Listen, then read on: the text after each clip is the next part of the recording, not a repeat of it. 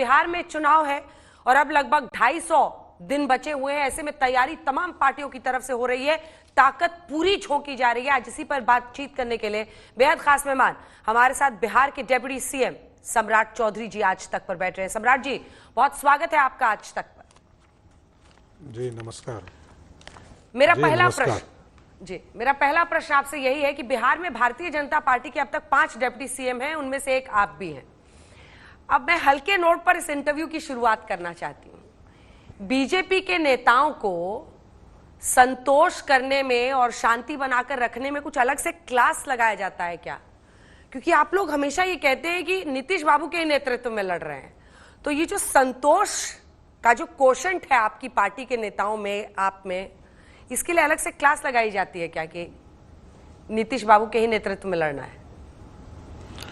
देखिए अंजना जी, बड़ा स्पष्ट है।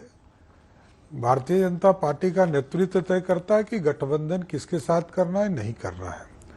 जहां तक बिहार के परिप्रेक्ष्य का मामला है, आदरणीय नीतीश कुमार जी के नेतृत्व में 1996 से एनडीए का स्वरूप है। सरदेय अटल बिहारी वाजपेयी जी ने यह पूरा गठबंधन बनाया और समता पार्टी और जेडीयू, समता पार्टी और जेडीयू के स्वरूप में जो गठबंधन रहा, उसको आज भी खड़ा रखने का काम भारतीय जनता पार्टी चाहती है। और बिहार में क्योंकि विकास को यदि बढ़ाना है और जंगल राज को वापस नहीं आने देना है, तो दोनों को मिलकर काम करना चाहिए। और आदरणीय नीतीश कुमार जी ने काम किए हैं। पिछले 19 वर्षों में आपने देखा होगा कि बिहार के पूरी स्थिति को बदला, परसेप्शंस को बदला। बिहार में इंफ्रास्ट्रक्चर के काम किए गए, कई सेक्टर हैं जिसका काम बढ़ाने का काम नीतीश कुमार जी ने किया है। पर आप लोग ये कहते हैं कि सम्राट जी की हम नेतृत्व में लड़ेंगे नीतीश कुमार के, सीएम का चेहरा कौन होगा?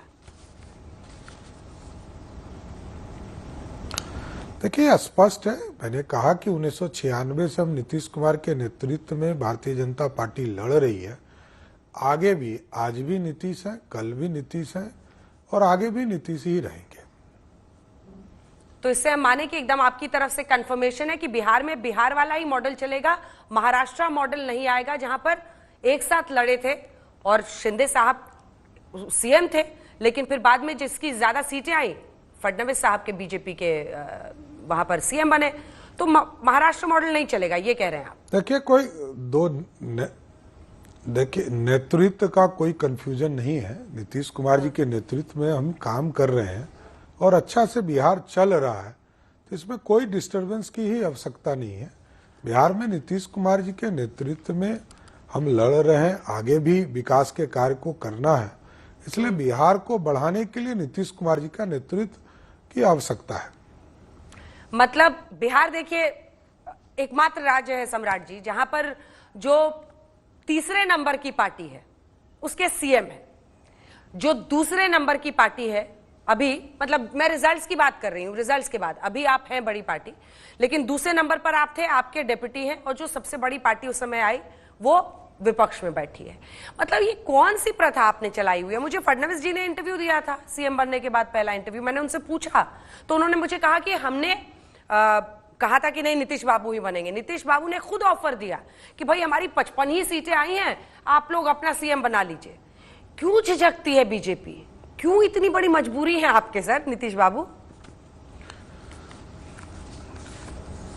देखिए सबसे बड़ी चीज है कि याद कीजिए 2000 में भी नीतीश कुमार जी को मात्र 34 विधायक ही हुआ करते थे और 70 विधायक उस समय भी भाजपा के होते थे। नीतीश कुमार जी के साथ एक गठबंधन का स्वरूप बन चुका है, इसलिए कोई प्रश्न नहीं है। क्योंकि 2020 के चुनाव में नीतीश कुमार जी को घोषणा करके हम चुनाव लड़े थे, इसलिए मुख्यमंत्री वही होना चाहिए था। उन्होंने जरूर ऑफर किया, लेकिन भारतीय जनता पार्टी ने कहा कि आपके नेतृत्व में और भी हम बिहार को बढ़ाते रहेंगे। आज भी बड़ा स्पष्ट मानना है कि नीतीश कुमार जी के लिए कोई कंफ्यूजन नहीं है। नीतीश कुमार जी आज भी 74 वर्ष की उम्र में भी जहां खटारा बिहार था उसको एक समृद्ध बिहार बनाने का काम किया है और आगे भी इससे ज्यादा विकसित बिहार बनाने में नीतीश कुमार जी 74 वर्ष की उम्र में भी काम कर सकते हैं।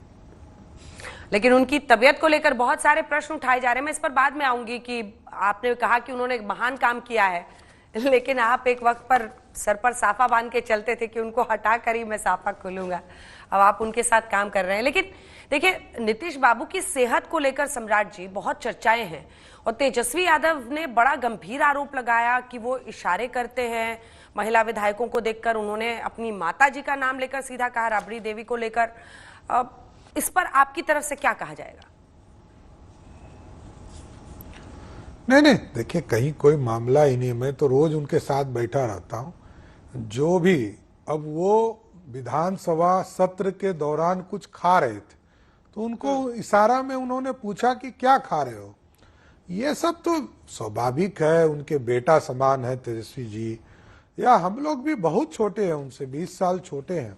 तो राजनीतिक तौर पर उनका पूरा हक भी बनता है कि हम लोगों को एक आदेश देकर अपनी बातों को रखे। लेकिन इसके बावजूद मैं मानता हूं कि नीतीश कुमार जी लगातार काम करने में बहुत आगे चल रहे हैं, और बिहार के विकास के लिए नीतीश कुमार जी की जरूरत है।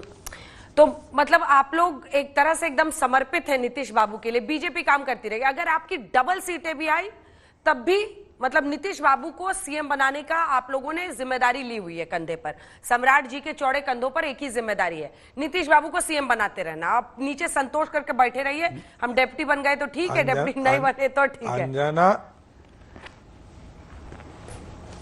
अंजना जी, स्पष्ट है, 2000 में भी भाजपा के दुगने सीट थे, तब भी नीतीश कुमार जी मुख्यमंत्री थे। 2020 में भी वो 43 जीत के आए थे और हम 74 जीत के आए थे। हम कमिटेड लोग हैं, भारतीय जनता पार्टी कमिटमेंट के साथ चलेगी। हमने यदि घोषणा हमारी पार्टी ने किया है तो हम जरूर उनके साथ पूरा निभाने का काम करेंगे। अच्छा, बजट पेश आप कर रहे थे और तेजस्वी यादव और आप में तगड़ी नोकझोंक शुरू हुई, पिता तक मतलब पूरी चर्चा पहुंची, और इधर से समाजवाद पर पहुंच गया मामला और संप्रदाय का। अब देखिए, तेजस्वी यादव एक अग्रेसिव लीडर के तौर पर आप लोगों को चैलेंज कर रहे हैं, और वो बार बार कह रहे हैं कि ये जो हिंदुत्व का एजेंडा आप औरंगजेब को महाराष्ट्र से लेकर आते हैं, आप एक होली 52 जुम्मा संभल से लेकर आते हैं यूपी से, ये सब यहां पर नहीं चलेगा। उनके इस आरोप का, उनकी इस बात का, दावे का क्या काट है आपके पास? नहीं, कुछ है ही नहीं। देखिए, मामला है कि तेजस्वी यादव का कोई रोल ही नहीं है। यहाँ बिहार में बड़े नेता लालू प्रसाद जी हैं, लालू प्रसाद जी के प्रतिनिधि हैं। वो आज कह दे कि तेज प्रताप यादव हमारा प्रतिनिधि है, कल से तेजस्वी यादव को बिहार की जनता नहीं छीनेगी। कि मीसा भारती है, रोहिणी आचार्य है, कल तक राबड़ी देवी को प्रतिनिधि बनाए, इसलिए कोई रोल ही नहीं है। तेजस्वी यादव सिर्फ लालू जी की बातों को पहुंचाने वाले। देखिए, ओरिजिनल कंप्लीट तो लालू प्रसाद जी हैं। तेजस्वी यादव कभी ये नहीं कहते कि मेरे पिताजी ने 15 साल में बिहार को कैसे खटारा बनाए, एक भी मेडिकल कॉलेज नहीं खुला, और आप जैसे लोग भी बिहार छोड़कर आपको दिल्ली एंकर के तौर पर काम करने के लिए बिहार छोड़ के जाना पड़ा, क्योंकि बिहार प्रगति नहीं किया। तो प्रगति किया होता तो बिहार में ही आपको जॉब मिलता, बिहार में काम मिलता, बिजनेस कर सकते थे, यहाँ पूरी व्यवस्था कर।